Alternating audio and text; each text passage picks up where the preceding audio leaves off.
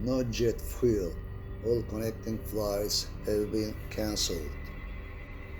I was left stranded inside that freezing, non-interest isolation hall, trapped right in the middle of those sinister glances.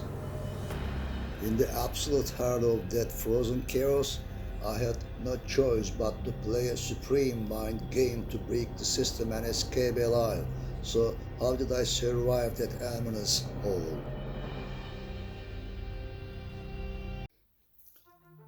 I had to return to my home country from Moscow, simply to rest and find a moment of peace. However, a single phone call changed everything in an instant. Due to a critical project I was closely monitoring, I urgently had to travel to Taganrog, located on the shores of the Sea of Azov, the historic region designated by Tsar Peter the Great as his very first intended capital. According to our strict logistical plan, I was first scheduled to fly directly to Sochi. After a tight 2-hour layover there, I would take a connecting flight to Rostov.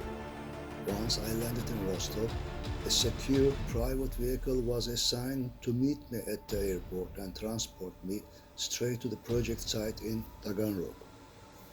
I landed in Sochi in the early hours of the morning and immediately started walking towards the domestic terminal for my connecting flight.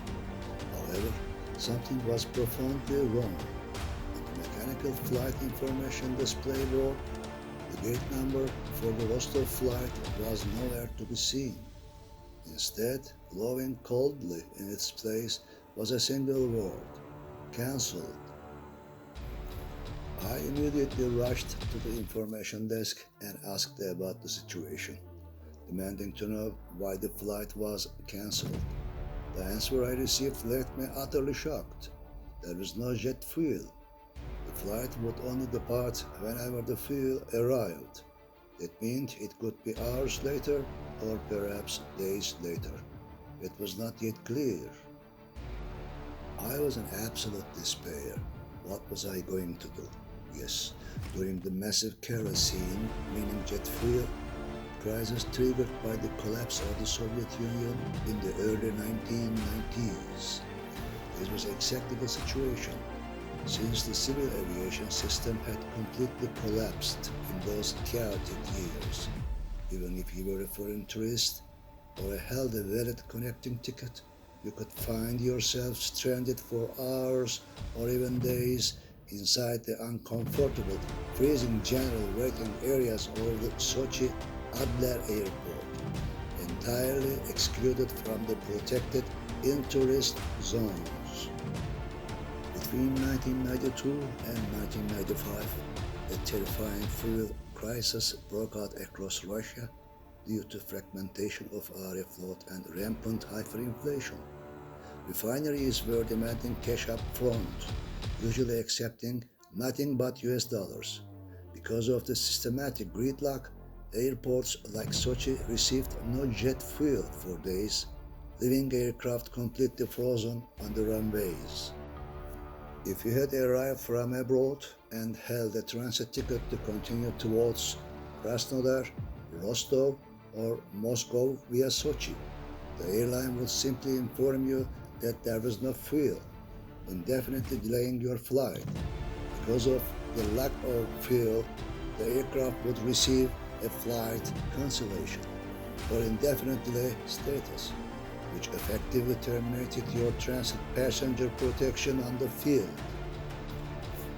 Under normal conditions, in-tourist areas were obligated to host foreigners, but in the early 1990s, this system completely collapsed. The lounge began serving only its own passengers. Lucky groups who arrived through their specific package tours and had paid their fees in foreign currency months in advance. Individual travelers or those holding mere transit tickets were brutally stripped of this luxury. The airport personnel of that period were underhandedly allocating the interest lounge or airport hotels to local businessmen or the newly rich elites known as the New Russians, who paid exorbitant amounts of US dollars or German marks under the table. Since the airline stated it could not fly due to the lack of fuel, the airport management and interest considered this situation a force majeure. Using this excuse, they were abandoning the transit passengers entirely to the mercy of the freezing general terminal. At that time, the general area outside the interest lounge was a very dark environment where the heating didn't work. Seating was extremely limited. Buffets were completely empty, and baggage theft was rampant. Foreign passengers were forced to sleep in that unsafe and highly stressful terminal for a flight whose departure time was entirely unknown. This experience of mine is a direct witness to the most traumatic and chaotic period of aviation in Russia during the 1990s.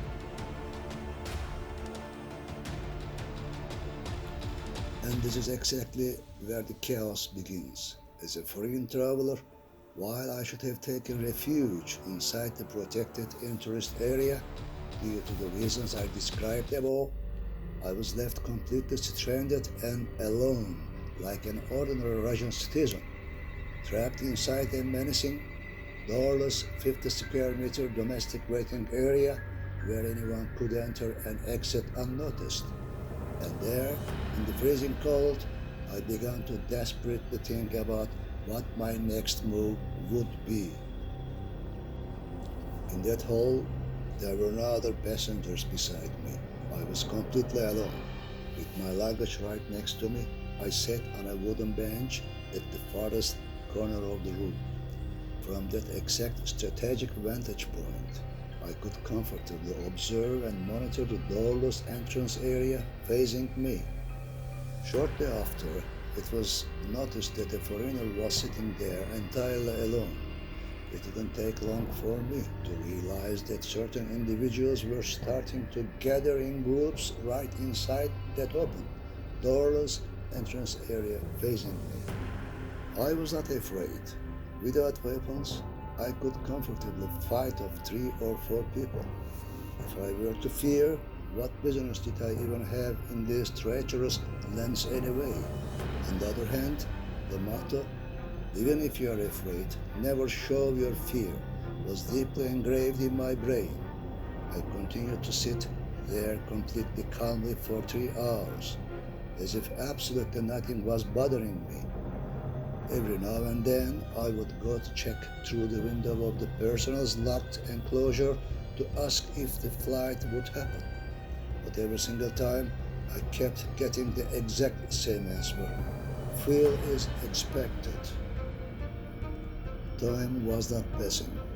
When the officials stated that fuel might arrive around 7 or 8 p.m., I continued to wait patiently.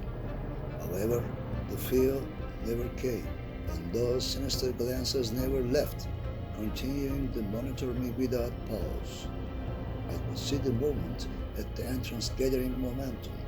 It was obvious from the argument among them that they were planning something, since they assumed I didn't speak Russian. They had no idea I understood parts of what they were discussing. Their plan was to enter and neutralize me the exact moment I grew exhausted. If I continued to wait for the flight there, sleep would eventually overtake me, leaving me more vulnerable. But my mind game that would thwart their plan begins right now. I had made my decision. I had to leave that hall immediately before falling exhausted. But how? I was not going to wait for fuel to arrive for the Rostov flight. I had to leave that hall immediately and throw myself into a secure area. I knew Sochi well. I could have gone to a local hotel and spent the night there by setting up my signature bottle traps behind the door. But then I would eventually have to return to this very airport and struggle all over again to find an aircraft with actual jet fuel. The most practical way right at the moment was to board any flight that already had fuel and was ready for departure, even if it meant flying to a completely unknown city. How do you find this decision of mine? What would you have done if you were in my shoes? Would you have waited in that ominous 50 square meter hall, in your most exhausted and sleepy state, for the shadows outside to assault you? Or would you think that you could scream for the police and call for help? Let's not be daydreamers. What happened back then was not a movie scene. You would absolutely have no time for that. And even if you did, there was no police to protect you anyway. And the true, raw experiences that I will recount in the upcoming episodes. You will watch how there was no police, how there could be none, and what it truly means to survive solely by your own efforts through my hair-raising fights, and how I emerged safe and sound from the absolute heart of those events. I am not setting life lessons. I am recounting exactly what I lived, with absolute, unadorned honesty. Sensing that things were going to heat up, I went straight to the female officer sitting behind the glass partition in the ticket sales section, who had been watching both me and the shadows outside. I asked her to tell me the absolute truth. I said, "Please tell me the reality. Will it arrive today for my connecting flight or not? If it will come, how many more hours should I wait? Is it even worth waiting?" Her answer was crystal clear. Don't wait in vain. It could take days. The female officer's intuition was completely identical to mine. It became clearly revealed through her next words that the movements of the Armenians group waiting outside and the fact that they had been watching me for hours had made her deeply suspicious as well. She whispered, "You must leave this place immediately." I replied, "Yes, this is exactly why I wanted to speak with you. I want to fly out right now, even if it is to a completely unknown city. Put me on the very first plane that has fuel and is ready for departure." The female officer said that in 2 hours, at exactly midnight 0:30, there was a flight bound for the city of Krasnodar, fully prepared for departure with no fuel issues. I immediately asked, "Is there an interest area there, and can I take refuge in it?" She replied, "Yes." My ticket was prepared and I was finally ready to escape that place. She directed me to the designated boarding gate and I departed from that hall. As I was leaving, I threw a final smiling glance at the thugs waiting outside, waving my hand at them as if saying bye-bye. The prey had successfully slipped right through their fingers. The city of Krasnodar was going to bring me one step closer to my ultimate target, Taganrog. Even though my route was extended, I was going to succeed in slipping away from the danger. For some reason, it was mostly women who helped me escape the perils in Russia. You must believe in their intuitions, their conscientious feelings, and their maternal instincts. You will watch another shocking example of this in the upcoming episodes. When I looked out the window of the lounge I had moved to for my leave flight, a massive Antonov passenger plane was visible outside, but there were no other passengers waiting for the flight beside me. There was less than an hour left until departure time. At exactly midnight, the ground agent called for the boarding pass control. I went, and there lay the surprise. I was the only passenger. Check-in was completed, and I was waiting to go to the aircraft. But as far as could be seen through the glass window pane, the lights of that massive Antonov airplane waiting on the runway were not on, and the deep roar of engines warming up before departure was completely nowhere to be heard. A voice inside me was saying, "Am I going to experience the exact same things all over again? Will they tell me yet again that there is no thrill?" Forcing me to play this endless labyrinth game, continuously transferring from one hole to another. While all of this was heavily occupying my mind, I suddenly saw a small aircraft landing on the frozen runway with the loud, roaring sound of its twin engines. It was an Antonov 28, a short takeoff and landing turboprop aircraft with a 17 passenger capacity and twin engines. This aircraft was one of the smaller, rugged cousins of that massive passenger plane standing completely dark on the runway. I was told that I would board this exact aircraft. I had no idea where it originally arrived from, but it was absolutely certain that it was bound for Krasnodar. As the aircraft's air stair steps lowered onto the tarmac, I saw a few individuals descending from the cabin. "Board the plane," they said, and I made my entry into the aircraft from steps. But a massive surprise was waiting for me inside. When I stepped inside the aircraft, I saw 3 passengers, 2 men and 1 woman. But what truly shocked me was lying on the floor, 2 sheep lay there, their legs tightly tied up, and inside I saw 4 chickens trapped in a small cage. In that 17-passenger small aircraft, there was no flight attendant either. I realized there was no seat number on my ticket. Another surprise was that the plane had no standard passenger seats as we know them. It was exactly like those military aircraft where wooden flip-down benches are manually pulled from the fuselage for paratroopers. I suppose this aircraft had been converted. The aircraft was cleared for takeoff. I parted the curtain slightly and was observing the pilot's movements. Within a short time, we accelerated and rose from the ground. But what a takeoff! Normally, you roll for quite a distance on a long runway before the wheels lift and you airborne. Since this aircraft was manufactured for short runways, it had taken off in an extremely short distance. This was not a normal ascent because it didn't glide up. It felt as if I were inside a military fighter jet. It had suddenly shot into the air at a 60 to 70 degree angle from the ground. This had truly terrified me.